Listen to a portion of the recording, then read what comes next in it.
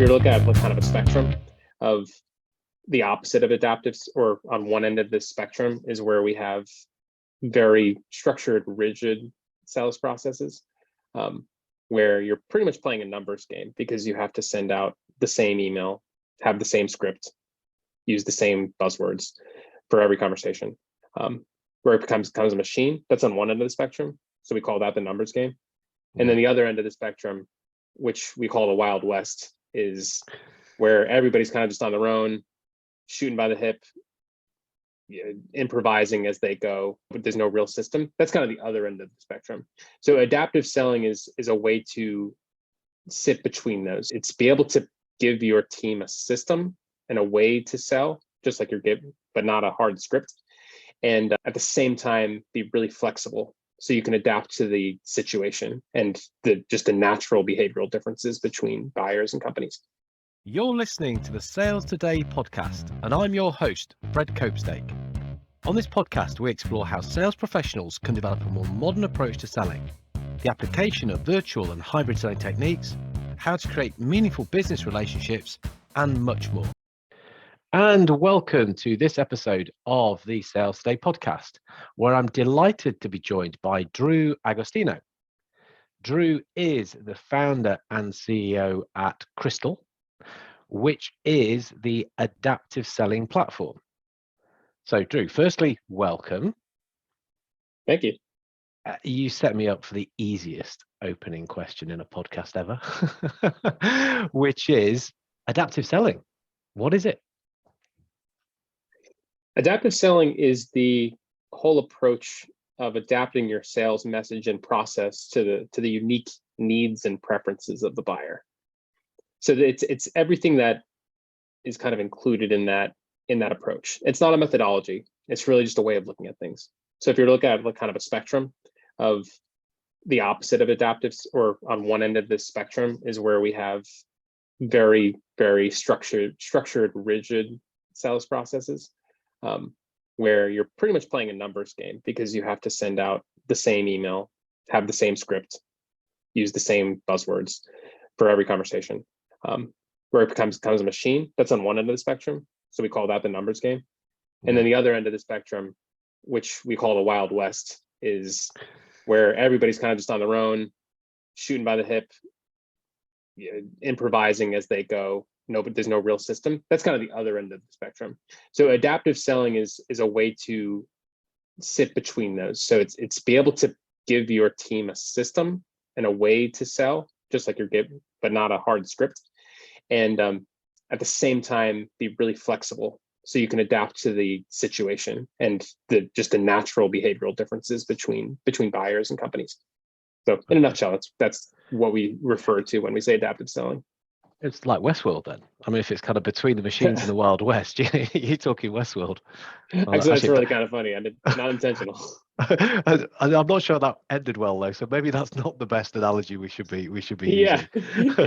But I like it. I mean, for me, I feel far more comfortable talking to someone like you than someone who's a very rigid numbers. Let's just crank out all that kind of very kind of hard stuff. I'm all about flexible, adapting. So what are some of the things that people can do to get towards that end of the spectrum then, to be a bit more adaptive, as you say? Yeah, so most companies, especially in B2B, are either trying to implement or aspiring for some form of this, but they're usually not calling it adaptive selling. That's more of a thing that we're championing and trying to kind of put a label to. You'll often hear of it referred to as personalization, or they'll say personalization at scale. Sometimes it just falls within like the account-based marketing or account-based sales motion. You'll hear people use specific methodologies like DISC, or they'll follow a Challenger sale or a Sandler sales training. So there's a lot of words and a lot of methodologies that are kind of built on this idea that you need to change based on the situation and the buyer. And thus, I mean, you could go down a giant rabbit hole for how to do that well.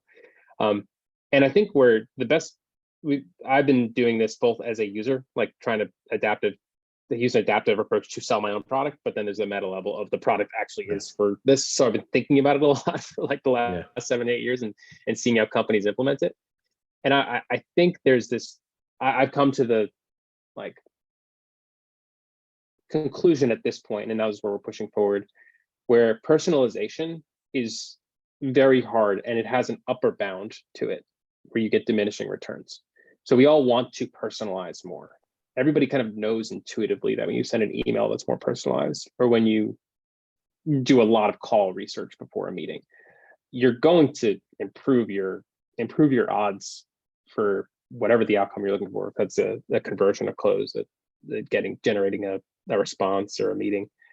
But we all know that is just a time trade-off. It takes forever to try to look that up. And then on top of that, it's not really clear all the time. All right, what do I do with all this information about someone or about the company? So I can have a call or a meeting and I can spend an hour researching the person before and be really well equipped. But then I only have like 8 hours in my regular workday.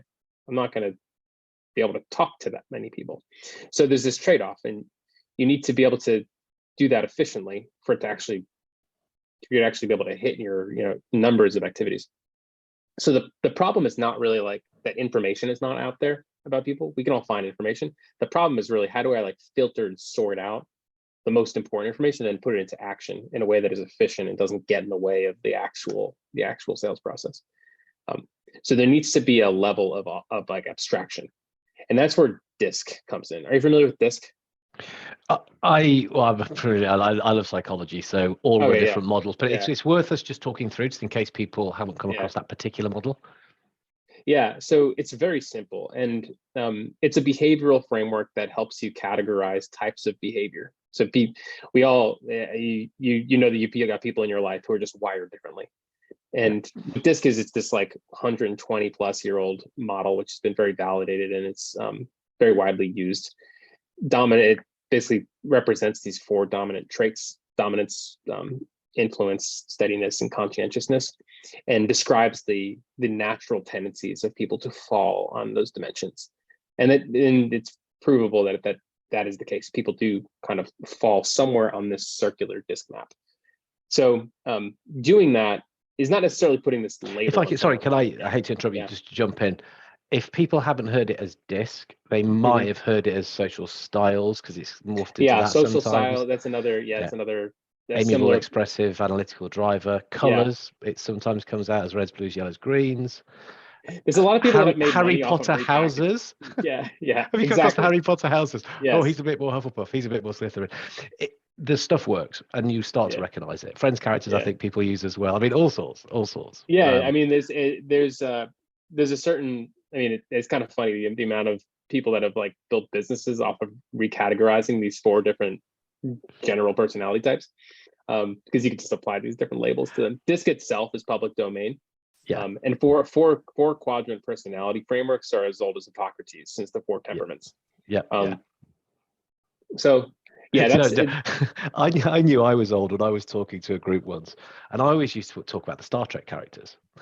I was using this, and then this group looked at me and go, "We don't get it." I'm like, "Well, Spock, Captain Kirk, whatever." They didn't know who I was talking about. I realized I got a different generation going on here. That's when I went to Harry Potter. So even me, I describe this with the Office characters, and even people are even that's getting old at this point. Like that, which is just blowing my mind.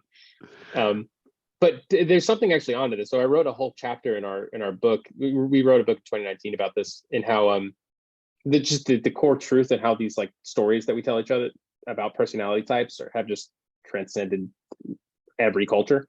And Disney, I mean, has latched onto it, because you can pull apart in every single Disney movie the DISC types of the characters and the plot. They're actually usually the same.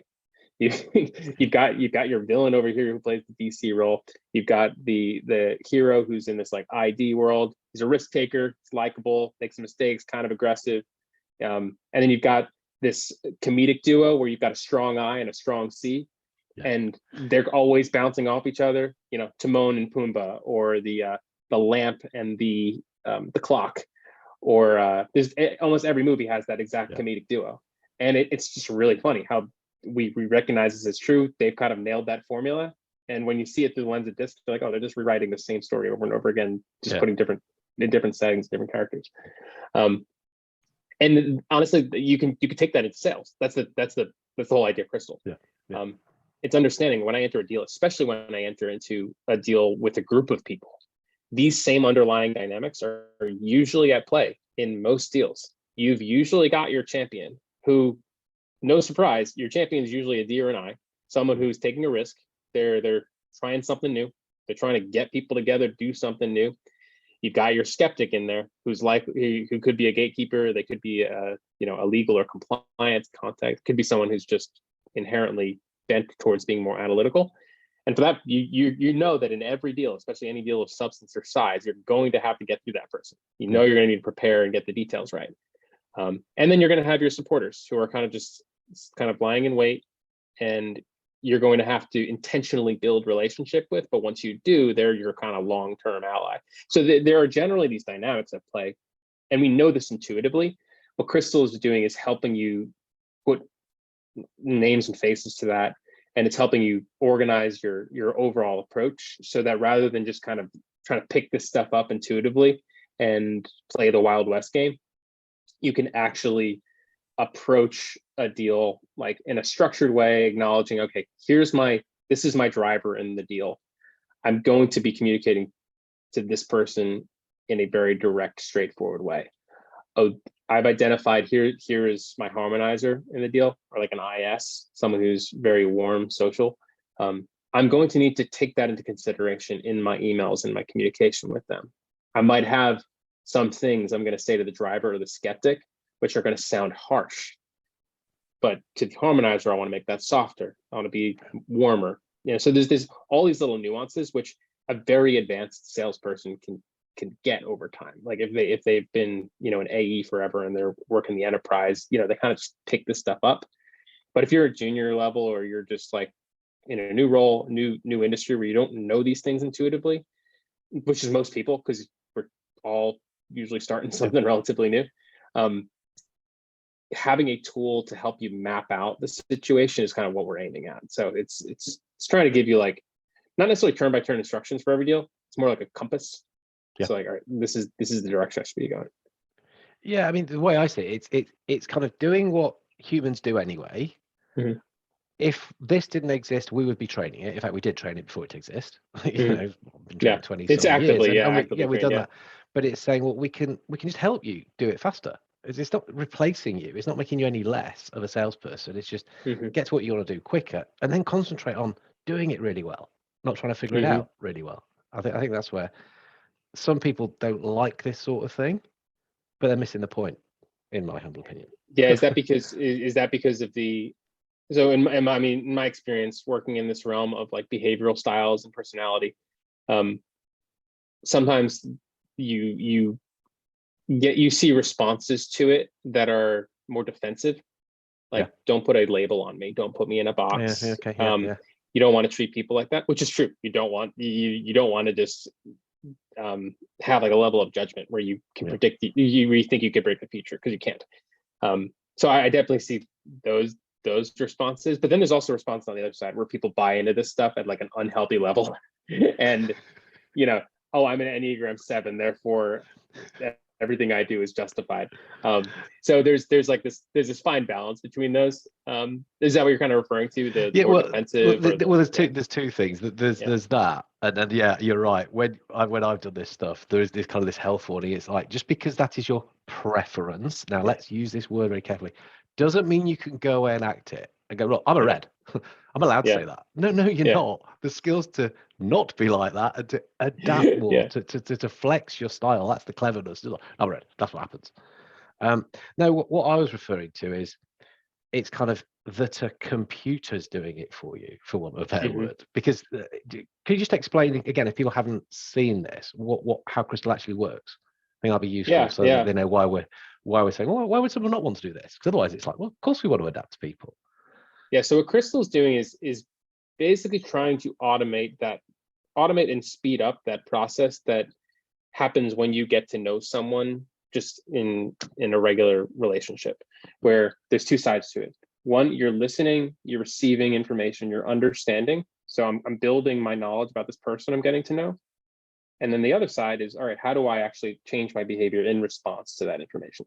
So it's like this absorbing and then acting, or it could give and take. So Crystal's doing that reflective action.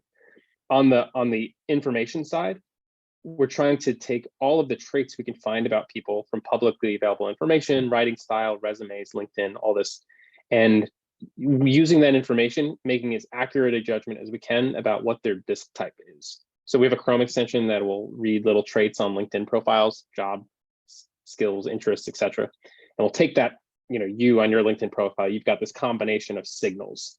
And we'll take those signals and we'll say, all right, compared to these millions of people who we have validated personality results for, who do you seem to be the most like? And then we'll use that data and we'll say, okay, our best guess here is that this person's a DC because of these signals. So that's how we interpret it. Now, in the other, so that's like when you're getting to know someone, that's kind of like the equivalent of what Crystal's doing. So that happens in our tools, mostly in LinkedIn and then the dashboard and some of the places.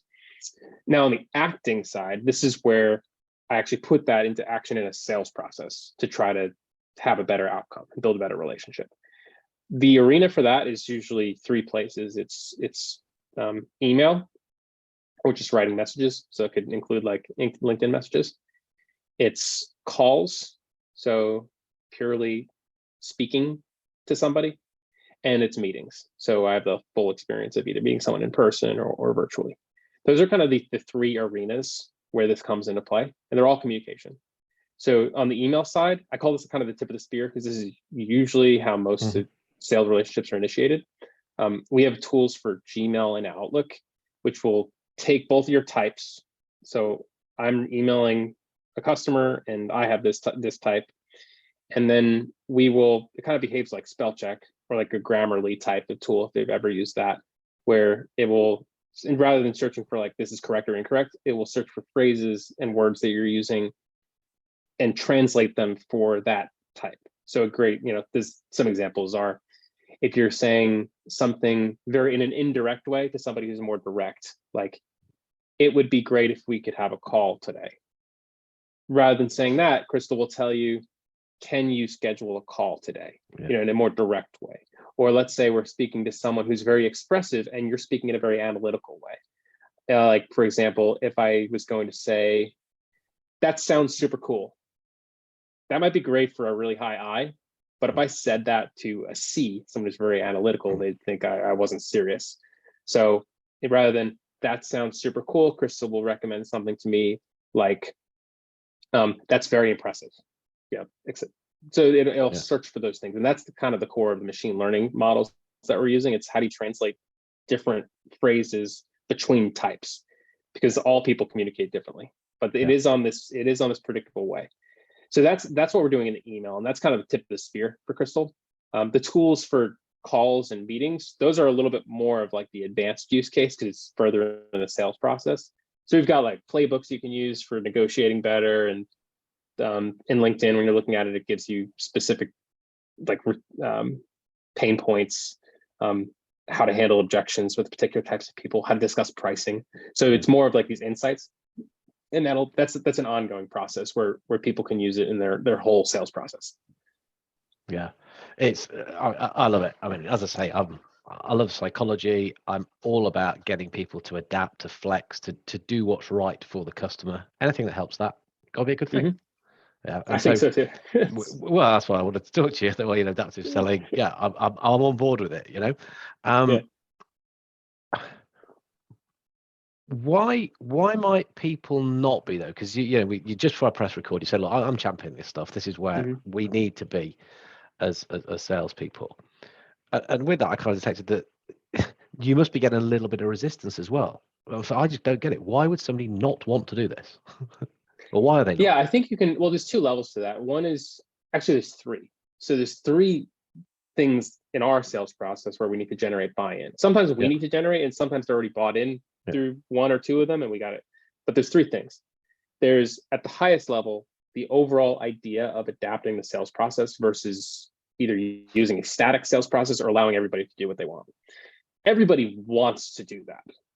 they say they want to do that, but really being willing to like make the investment and say, no, actually, we're going to potentially slow down activity in order to personalize more. That's an investment. It's a trade-off. So having the willingness to do that is kind of the first step. And it requires actual sacrifice, which means that you're going to look at the volume of emails going out decrease, or the volume of calls decrease, because you're putting more into each one. So that's the first step. So if you're not willing to make that trade-off, then you're not going to be able to implement an adaptive sales process. The second level is, okay, well, we bought in, we want to personalize. We want to try to efficiently scale some level of adapting. How do we do that? That's where you can also, the next step is, or we can use a framework like DISC or like social styles, or because the question is like, how do you actually break people up in a way that's not just one-to-one all the time? Because we've all gotten those emails where it's like, hello, blank. I see that you are a executive at Crystal Project Incorporated. Please, like where you get those, and that's not real personalization. That's just a template. So the question is, how do you actually do that? And then you have to buy in or understand some level of abstraction, like the social styles or DISC or any Myers-Briggs, whatever behavioral framework, or maybe sometimes it's like a more custom persona at your company. So you need to have some kind of framework through which to view customers, because it's not practical to be able to look at everybody as just this individual, because you would never be able to actually have a useful conversation or a useful like system. So that's the second level, which is like, what framework do you use? The third level is the tools. That's where Crystal comes in, where we're saying, okay, you want to personalize and you want to adapt. You've got that buy-in. You want to use a 4-factor personality model. DISC is very translatable to all these others. So we use DISC at the core, but it can be translated. All right, so you got those two things. Great. Now you actually want to use a tool rather than just purely training, because you can do this through purely training. It's just very hard to change people's behavior and get reps to use this stuff in person. If you've ever done a training, most people are going to not really pick it up over time. It's really fun. It's really fun in that session you have. It's great fun doing this training. It's always good. It's always the popular bit. Oh yeah, and a lot of times you get a lot of benefit out of like, especially one-to-one relationships between colleagues. That's great. But actually translating this into customer relationships is very hard, because there's so many other priorities. You're thinking about so much more about the what, like what am I trying to do? And the how kind of falls by the wayside, which is really important. Like, how am I approaching this with this person, and how should I change that? So that's where you really need tools. So that's why we built Crystal. So Crystal's sitting there in your email, just giving you this advice. You don't need to seek it out. It's just saying, hey, we saw that you wrote this. You should write this differently. Or in LinkedIn, the thing pops up right next to you. So you're looking at someone's profile, and then Crystal's nudging you in the direction of like, hey, very direct person, say, you should get right to your point. Don't tell that story that you usually tell about your dog, etc. So those are the 3 layers of, and that's how I try to describe it to customers. And each one of those has objections to it. It's because, again, this requires investment. It requires slowing down a little bit in order to speed up. And it requires just like a team that is willing to change, and a team that doesn't just want to be kind of plug and play. So yeah, transactional sales process doesn't really fit. Yeah, it's funny actually. You've described those, and I'm thinking of the world that I tend to operate in, and that first one for me, just I would never see that. I tend not. I don't think I work with anybody that is so like, oh, we can't slow down. We've got to hit this number, and all this kind of stuff. And I think it's really quite sad that people are like that. that is even an objection. Well, I don't think anybody says they're like that. That's the thing. Nobody wants to say they're like that. But at the end of the day, it bears out in the actions. I receive many emails and LinkedIn messages every single day where it seems like that's what's happening at the company. Oh, nobody's like that. Everybody's vulnerable. Everyone's authentic. Right, everyone is H to H. Everyone's B to B, which means belly to belly. It's like, oh, everyone's like that now, which makes no sense in that all this stuff keeps cropping up where it's clearly not. So what's going on there? No, it's because we still need all those calls and 350 LinkedIn touches a day as well. Oh, that's craziness. But certainly, the other ones. And as I say, I think almost like the spookiness of a computer. And I'm using this language deliberately, a computer's doing this. It can't do it better than me. Mm-hmm. What's your response when I say that? It's like, well, it can't do it better than me. I don't think the computer can do better than you. Then no, it can't. Like you're a human with a computer in your head that's so much more powerful than any whatever algorithm that we can write. So realistically, no. What computers are very good at is automating processes and absorbing lots of data, more data than we're capable of absorbing. So yes, in your one-to-one relationship where you've built this over time, there's no way, even from this call, like based on what I know about you already, this is our first time talking. We're probably gonna, I don't really need Crystal's insights to have a good conversation with you. I could probably pick that up. The problem is that there are like probably a few 100 million people out there who are potential customers of my product, and I don't know a tiny fraction of them. And it would be impossible for me to. So what a tool like Crystal is doing is saying, like, look, we can kind of automate this process that, yes, one-to-one, when you have the attention of somebody, you can figure this out. You can't figure that out for the millions of other people out there. You need an automated solution to do that.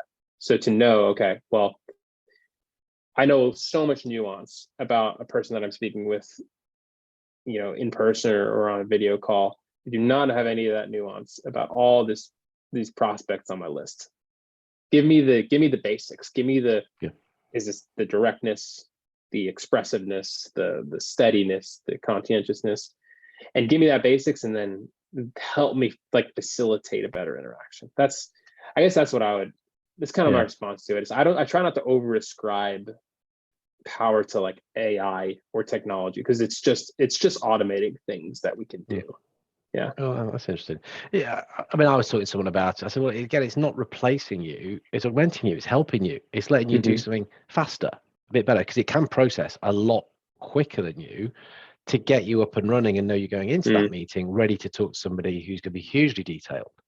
Now, I need a heads up for that personally, as you've probably guessed already. When I'm talking to a detailed person, I need to go forewarned, forearmed. And it's great when I can, because it means I can slow down, check all my details, or whatever. So I think when there's we a certain humility. like there's a certain humility to that, where you have a lot of confidence in your ability to sell, but you're also recognizing, like, I forget these things because I get caught up. I do the same thing. So Crystal forever has always tells me. So one of the simplest things Crystal does is help you get your greeting right in the email. So like the difference between saying, "Hey Fred," versus "Hello Fred," versus just "Fred" when I'm saying hi to you is actually pretty significant. It sets the whole tone for the email. And I'm an I, so I'm a high, like, expressive influence type person. I always write "hey" every time. "Hey Jim," "Hey Bill," "Hey Melissa," and undoubtedly, like, it's just this habit I have, and I forget that some people really just don't like "hey" at work. It sounds unprofessional. They think I'm not taking it seriously. They prefer just the name, or a "hi" is probably even more formal, or like "hello." And I forget that. And every time Crystal like reminds me, like, oh, this is something, don't say "hey." You should just say the name.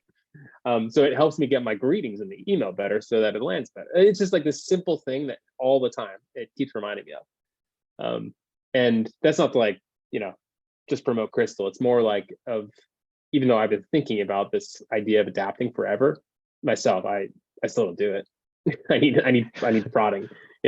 We know logically, we know Right, theoretically, but again, you do forget, and you get caught up in in the activity and the excitement of it all, or under a bit of pressure, and that's when you go back to type more, isn't it? Or you go to your secondary style. It just gives you that little nudge. It's like your little coach. You say, "Hey, calm down," or think of the other person. But that's something really interesting that you said there. So a good adaptive seller. So if we sort of said, right, we have this. I talk about collaborative selling. Adaptive selling fits very nicely with it. A good adaptive seller, I'd say a good collaborative seller, it has this humility, which is I'm willing to take advice. I'm willing to sort of look at myself and make those shifts to be better for the person that I'm communicating with.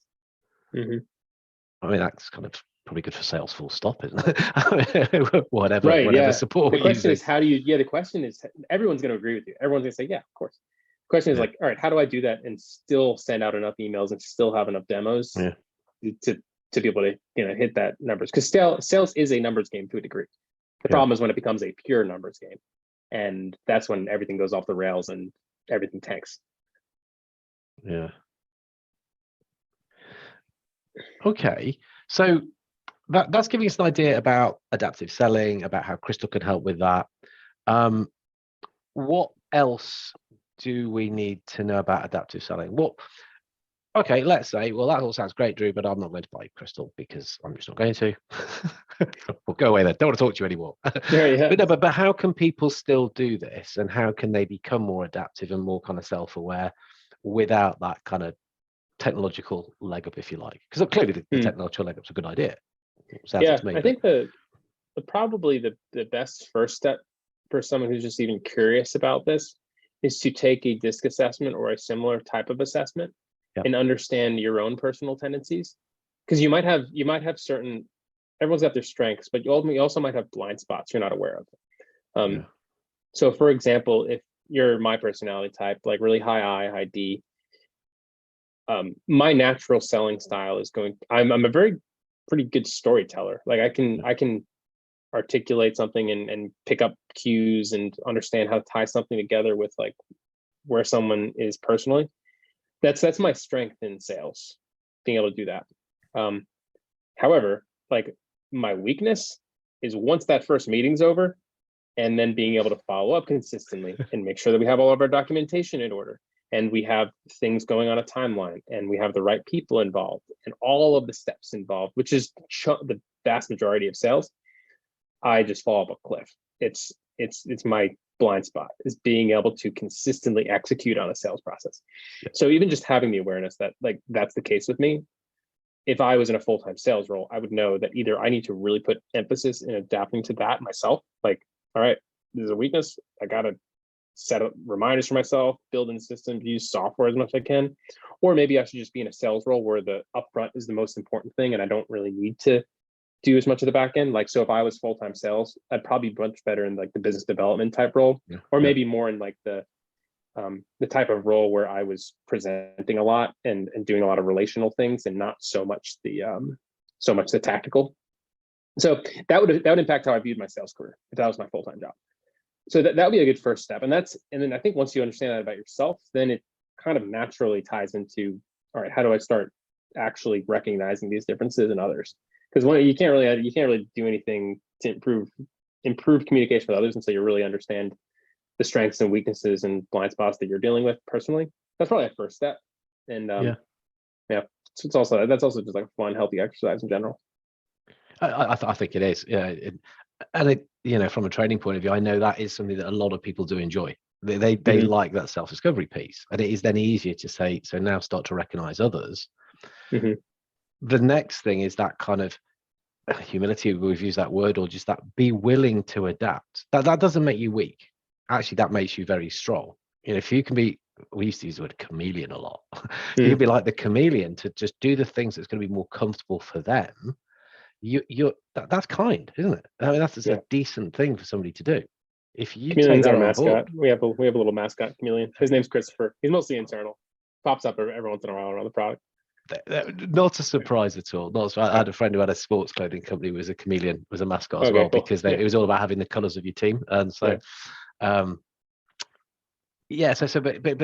that's a good way of working, isn't it? It's not like my way or the highway. It's make the shifts, be kind, help other people.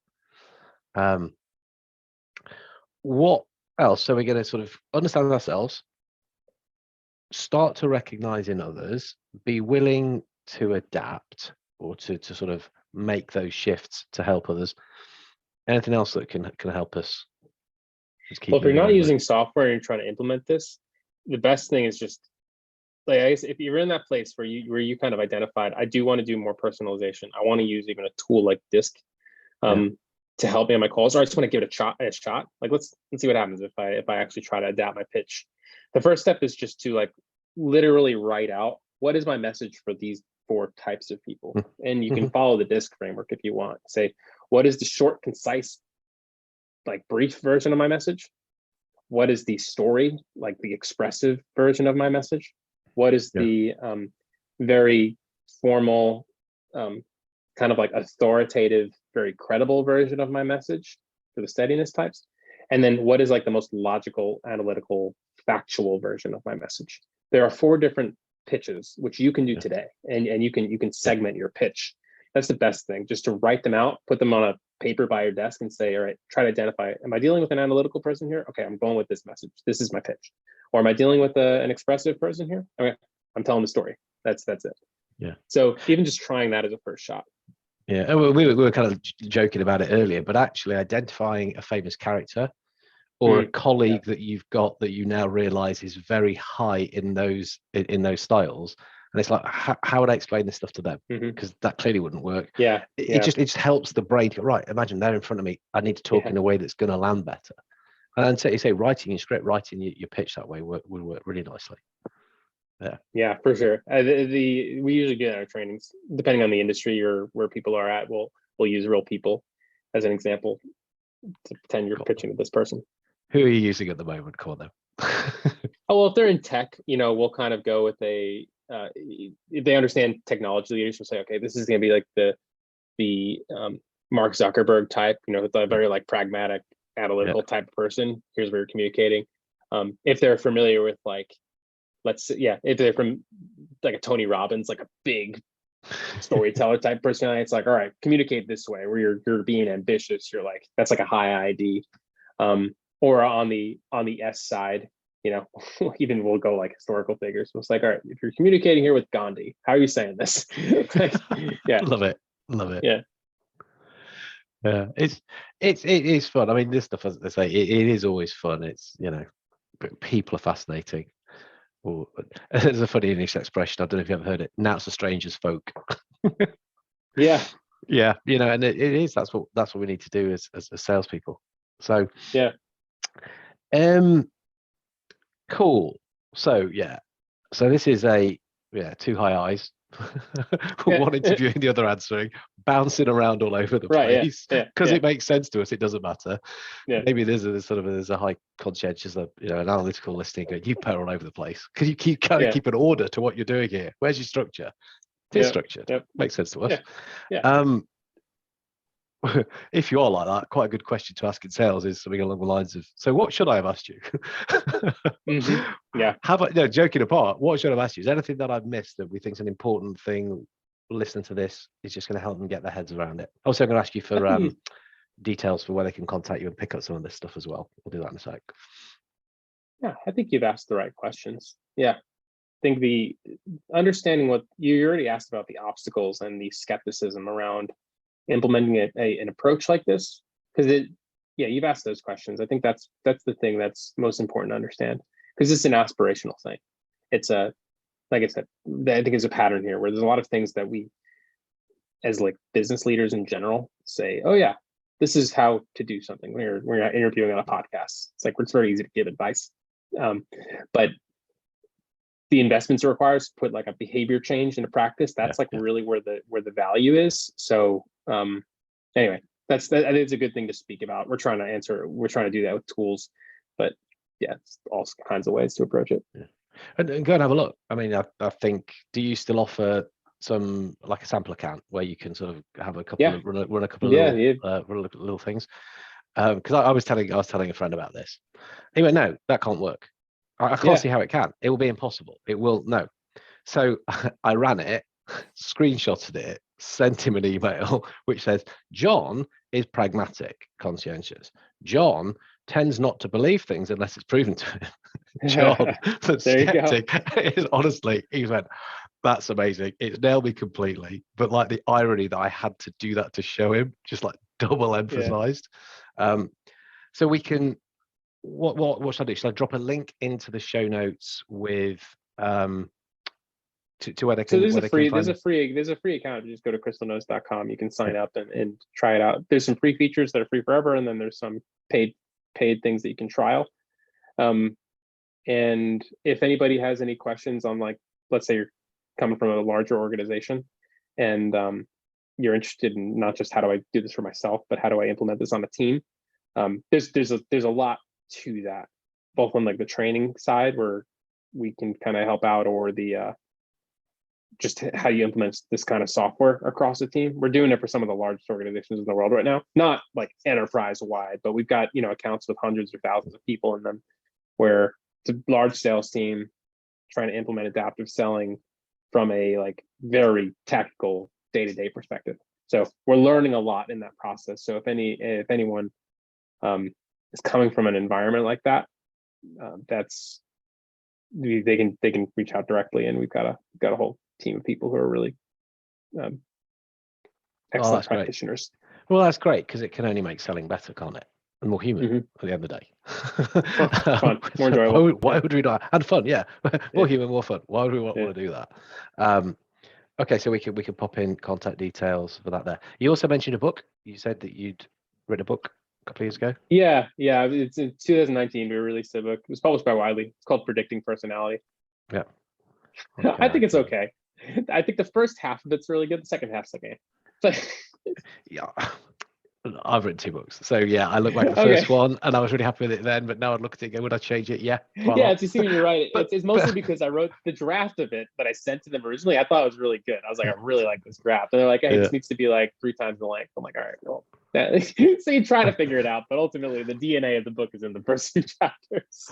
They said, yeah, well, that again, depending on personality style, I also know somebody who said to a publisher, and they went, it's 100,000 words. They went, yeah. I went, what? Business books usually 40,000. Yeah. But because it's both volumes, he said.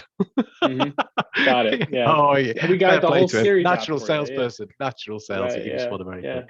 Okay. So predicting personality is again, I can pop links to all this stuff.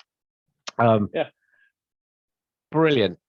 Thanks so much for coming on and starting to share some of this. I hope that people who are listening to it do go and sort of have a little look and just embrace this and see that the power of this. It's not going to take your job away. It's only going to make you good at it or better at it, I think.